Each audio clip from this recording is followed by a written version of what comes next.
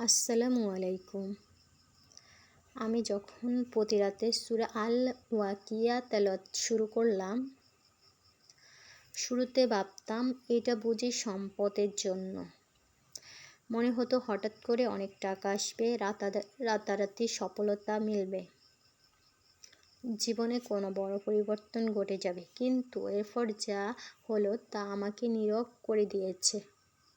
আমি হঠাৎ ধনী হয়ে যাইনি, ঘুম থেকে উঠে টাকার পাহাড় দেখিনি, কিংবা কোনো তাৎক্ষণিক সাফল্যও আসেনি।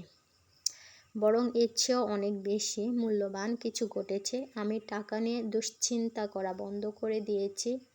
ভবিষ্যৎ নিয়ে অকারণে ভয় ধীরে ধীরে কমে গেছে। অন্যদের তথাকথিত সাফল্যের সঙ্গে নিজেকে তুলনা করাও ছেড়ে দিয়েছি। আমি শান্তিতে ঘুমাতে শুরু করলাম। আমার হৃদয় হালকা হয়ে এসেছে। প্রতিটি সকাল শুরু হয় এক অচেনা প্রশান্তি নিয়ে। চ্যালেঞ্জ আসলো, এখন আমি তা মোকাবেলা করতে পারি দৃঢ় বিশ্বাস, ধৈর্য এবং আল্লাহর উপর পূর্ণ ভরসা নিয়ে। আমি বুঝেছি বারাকা আসলে কি। এটা সবসময় বস্তুগত লাভ নয়। অনেক সময় সবচেয়ে বড় নিয়ামত হলো হৃদয়ের শান্তি, সন্তুষ্টি আর নির্ভরতা।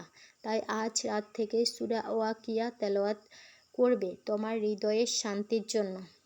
যে শান্তির জন্য তুমি ছুটছ, করো সে ভরসার জন্য যা অনিশ্চয়তার পথে তোমাকে বহন করবে। নিয়ত নিয়ে মনোযোগ দিয়ে আশার সাথে তিলাওয়াত করো। আর দেখো কিভাবে ধীরে ধীরে নিঃশব্দে আল্লাহ তোমার দুশ্চিন্তাগুলোকে তোমার হৃদয়ের বারাকায় রূপান্তর করে দেন। আল্লাহ হাফেজ। সবাই ভালো থাকবেন।